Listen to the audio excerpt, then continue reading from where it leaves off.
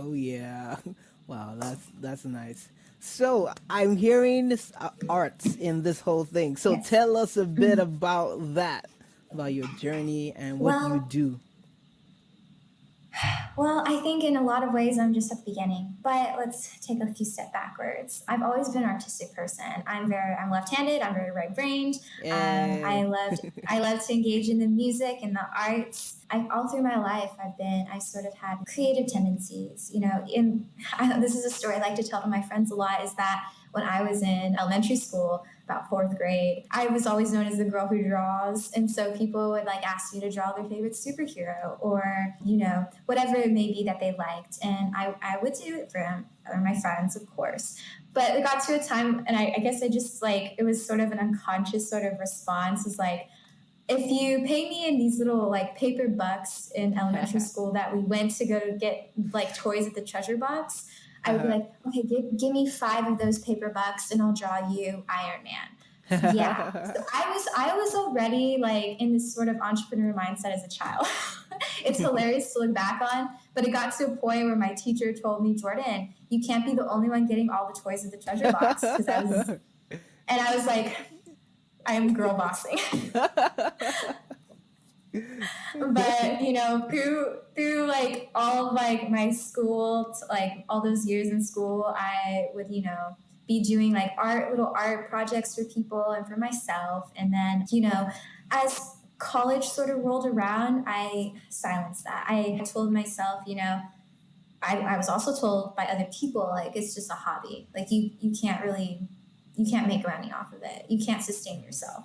And so I had to put on, my sort of like stoic face and realize, okay, I need to choose something else. And I've always been like interested in like science. It's always been intriguing to me. I love learning. Like I truly love the natural pursuit of knowledge. And so I realized, okay, maybe I can dive into the other parts of myself and find some meaning in and do that, right? And so I went full throttle into pre-med and completely, I don't think I drew maybe once or twice in all those 4 years of Wow. college. And I sort of found myself when I was studying for the entrance exam for medical school, the MCAT.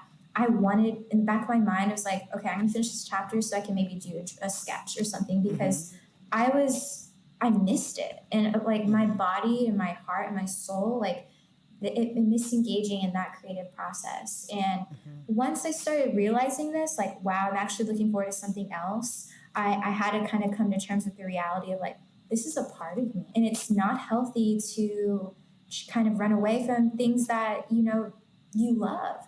And so I faced that big sort of like transition in my life that I wasn't ready to pursue medicine right now. Maybe I will in the future, maybe I won't. But right now my heart is telling me like to engage in this creative endeavor.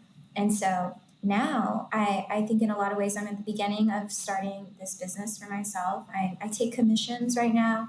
I do Oh different yeah. paintings for people, and I'm working on an online store or website for myself with my own original artwork. And so Oh. it's been a journey back to myself that has been filled with a lot of ups and downs, but I feel the most connected, and almost in like a spiritual way. I feel like, I think God places certain qualities, talents, skills into people and the opportunity to manifest them and create them to become, to honor him in a lot of ways. I think he does that because in a lot of ways I didn't choose art. It kind of chose me. I just found myself, most aligned when I am in the creative mode. Like Taoism calls it Wu Wei, which is like the sort of effortless action, which is like the flow state.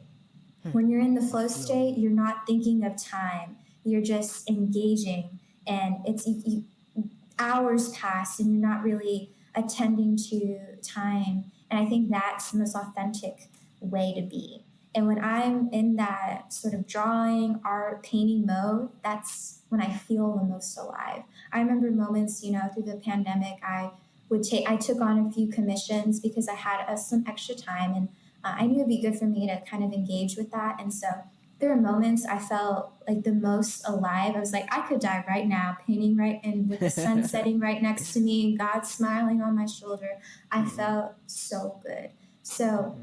it's good to be kind of aware with like what certain things you're doing and how it feels within your body. If you're feeling anxiety about doing something, it's your body's way of telling you, hey, let's be cautious. Let's think Mm-hmm. before we engage. Mm-hmm. And, I was in a constant state of stress, like pursuing things just to validate my existence when it came to academics. And once I stopped and let go of that, I feel like I just like am floating and I'm just so much more at peace.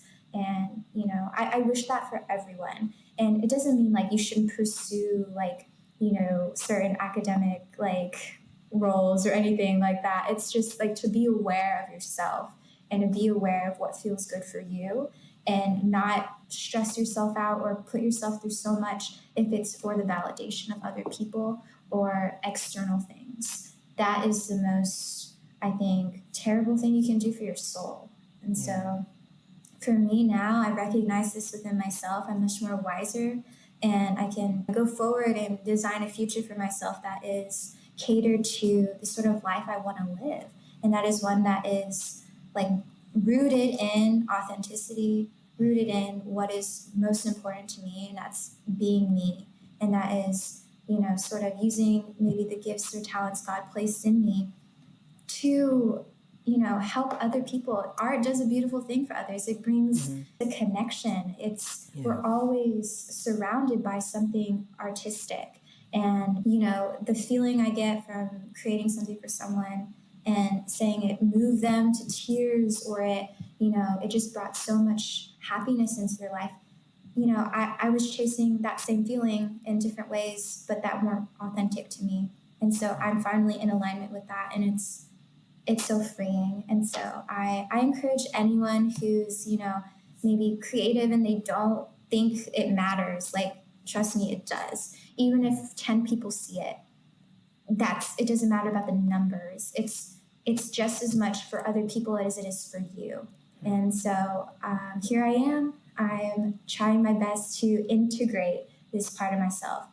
For sure, maybe I'm gonna, have a different career down the line, and like, but Mm-hmm. I'm incorporating art as also part of me. It's not just silenced anymore. Yeah. It's fundamental to who I am. Yes. Wow. And coming to think of it, like I actually didn't know that you were an artist. Like you drew and you painted. Like all the time, we're together physically, and I was like, when I saw the pictures, I was like, she's really good. And then I started having flashbacks, and I started like it's like the puzzle started piecing together. I remembered like someone gave an art piece out. Was it you or Omar that gave that art piece out in one of our meetings? I think. I'm trying to Oh, maybe it was remember. so. And then I I don't remember remember. the window wars when we painted that wall, Yes. and I'm like, Hmm. oh, this okay. This is kind of making more sense right now. This is making more Yeah. sense. Because I just wasn't engaging with that part of myself for all those Yeah. years. By the So way, it came we as a won. shock. We did Yeah, win. yeah, Yes. we I think we got won. like Yeah, second place. So that's yeah. something. Hey, if I can We find were that having picture, maybe we can fun. post it up. Yeah. Yeah. I'll have to look for it. But that was